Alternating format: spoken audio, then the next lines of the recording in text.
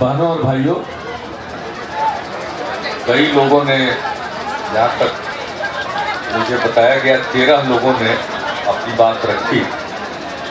जहाँ तक व्यक्तिगत प्रश्न है और किस कोई दिक्कत है तो उसके लिए तो ए भाई और आगे पीछे भी देखो थोड़ा। योजना है उसी के संबंध में कल का कार्यक्रम है। लोग कागज देंगे जितना बार संभव हो। पहले से भी कागज मांगा गया है, कल भी हम कागज लेंगे।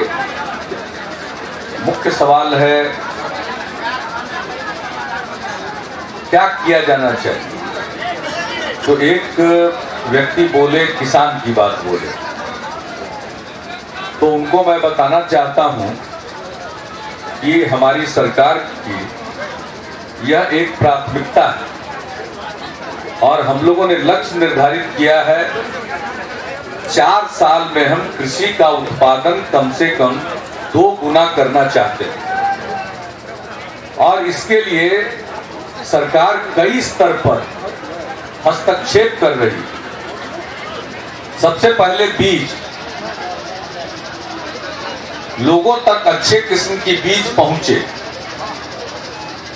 तो सबसे पहला कार्यक्रम इसके लिए पूरा एक हम लोगों ने कार्यक्रम तैयार किया है। उसका नाम दिया है कृषि रोड मैप। और कृषि रोड मैप में बीज से लेकर के विपणन तक, बाजार तक हम मदद करना चाहते हैं। और उसका जो पहला कार्यक्रम है बीज का, इसकी शुरुआत पिछले साल से की जा चुकी है।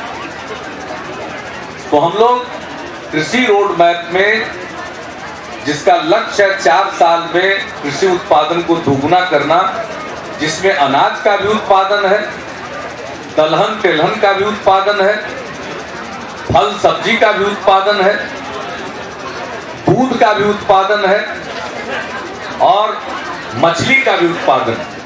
यानी कृषि के हर क्षेत्र में हम तरक्की चाहते हैं। अब ये मिथिला का इलाका है, इसमें जगह जगह तालाब है और यहाँ मछली बहुत प्रचलित है हर चीज में। लेकिन मछली का उत्पादन ठीक ढंग से नहीं होता है। हम लोगों ने उसके लिए भी किसानों को ट्रेनिंग के लिए बाहर भेजा गया और उसको भी शामिल करते हुए पूरे कृषि क्षेत्र के लिए हम लोगों ने एक कार्यक्रम बनाया है जिसका नाम कृषि रोड मैप है। और 4 साल के अंदर अपने लक्ष्य को हासिल करने के लिए हम लोग 6000 करोड़ रुपए की राशि इस काम में लगाएंगे, कृषि के क्षेत्र में विकास में। तो मैं समझता हूं जो सज्जन किसान के पक्ष को बोले हैं और उसके हर चीज को, जैसे किसान को जो कर्ज लेना चाहते हैं उनको कर्ज भी मिलना चाहिए। तो किसान क्रेडिट कार्ड के लिए हम लोगों ने बैंकों पर दबाव डाला और किसान क्रेडिट कार्ड देने में यहाँ के बैंक आनाकानी करते थे। तो हमारे उप मुख्यमंत्री जी ने निरंतर उस पर चर्चा चलाई, उसका अनुश्रवण किया और नतीजा हुआ कि अब किसान क्रेडिट कार्ड देने के लिए मेला लगाया जा रहा है और उसका विज्ञापन अखबार में और दूसरे संचार माध्यमों के जरिए इसको प्रचारित किया गया। इन सब चीजों का लाभ लेना चाहिए। किसान नहीं कहेगा कि मुफ्त में दे दीजिए बिजली, मुफ्त में दे दीजिए खाद, मुफ्त में दे दीजिए बीज। ये सबको मालूम है ये चलने वाला नहीं है। तो मुझको लगा कि वो यूं ही बगैर सोचे उन्होंने बात रख दी।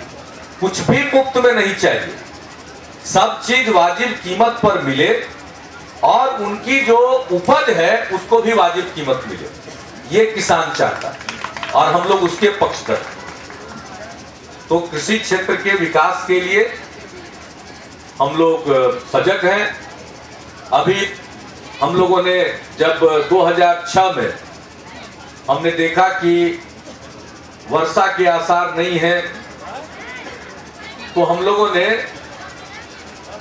किसान खेती करे, फसल जो लगाया है उसकी रक्षा करे। वर्षा जब नहीं हो रही थी तो हम लोगों ने स्कीम बनाया था, डीजल पर 10 रुपया प्रति लीटर सब्सिडी की स्कीम हम लोगों ने बनाई, ताकि किसान अगर डीजल दे डीजल से के माध्यम से पटवन करे तो बिजली चूंकि है नहीं और गांव-गांव में बिजली नहीं है, तो वैसी स्थिति में डीजल पर लोग निर्भर हैं।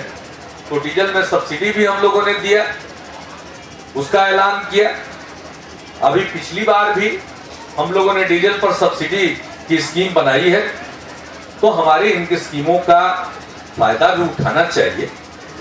और शायद वो भूल गए जब 2007 में बाढ़ आई और मधुबनी जिला भी उसमें प्रभावित था, तो शायद इसके पहले कहा जरूर जाता रहा, लेकिन कभी भी किसानों को कृषि इनपुट अनुदान के तौर पर 4,000 रुपया प्रति हेक्टेयर की सहायता नहीं की गई। जब शुरू में हम लोगों ने ऐलान किया तो बहुत लोगों ने समझा कि अरे सरकार यूं ही ऐलान कर देती है, तो बहुत लोग पिछड़ गए। लेकिन जब उन्होंने देखा कि नहीं, यहाँ तो 4,000 रुपया प्रति हेक्टेयर की दर से 2 हेक्टेयर तक के लिए मदद की जा रही है, तब लोगों की आंखें खुली। मुझको लगता है इन बातों को ध्यान में रखना चाहिए और हमारी सरकार का विशेष जोर है। और बिहार कृषि प्रधान राज्य है और कृषि के विकास पर ही बिहार का विकास निर्भर है। और जो उद्योग धंधे की बात कई लोगों ने कही, तो यहाँ पर कोई खदान नहीं है, वो सारे खदान चले गए झारखंड में। अब हमारे यहाँ जो भी है कृषि है, वही हमारी ताकत है। हमारी मिट्टी उपजाऊ है, जलवायु अच्छी है, गर्मी है, बरसात है, लोग मेहनती हैं, पंजाब के लोगों के लिए दौलत पैदा कर रहे हैं। अगर यहाँ खेती का प्रबंध ठीक हो जाए तो किसानों की आमदनी बढ़ेगी, गांव की माली हालत में सुधार होगा। तो कृषि प्रधान राज्य और कृषि पर आधारित ही उद्योग लग सकता है। यहाँ पर अपार संभावना है। गन्ना की खेती, अब आप देख लीजिए, महाराष्ट्र में गन्ना पैदा किया जाता है, उनको ईख पैदा करने के लिए, गन्ना पैदा करने के लिए 27 बार पटवन करना पड़ता है, जबकि हमारे यहाँ 2-3 पटवन की जरूरत अधिक से अधिक पड़ेगी। तो बिहार ज्यादा मुफीद जगह है, ज्यादा उपयुक्त जगह है गन्ना की खेती के लिए। और जब आजादी हम लोगों को मिली थी, तो उस समय पूरे देश में जितना चीनी का उत्पादन होता था, उसका 25% बिहार में होता था। तो कुछ चीनी बनाएंगे, और चीनी दुनिया भर में इतना पैदा हो रहा है कि अब चीनी के लिए गन्ना आधारित उद्योग नहीं लगाना चाहते, उसके साथ कई और चीजें हो जाती है, जैसे उससे एथेनॉल पैदा करना। और एथेनॉल वो चीज है जो पेट्रोल डीजल में मिलाया जा सकता है और दुनिया भर में मिलाया जाता है। और उससे ये जो अक्षय भंडार नहीं है, पेट्रोल और डीजल जो पेट्रोलियम पदार्थ है वो जमीन के नीचे है, वो भंडार सीमित है, आज न कल वो समाप्त हो जाएगा। तो एथेनॉल के माध्यम से हम जो ऊर्जा की जरूरत है उसको पूरा कर सकते हैं। और एथेनॉल का उत्पादन गन्ना से हो सकता है,